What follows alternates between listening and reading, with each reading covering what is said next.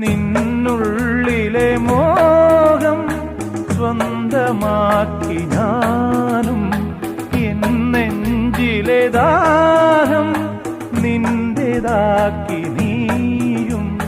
പൂച്ചങ്ങലയ്ക്കുള്ളിൽ രണ്ട് മൗനങ്ങളെ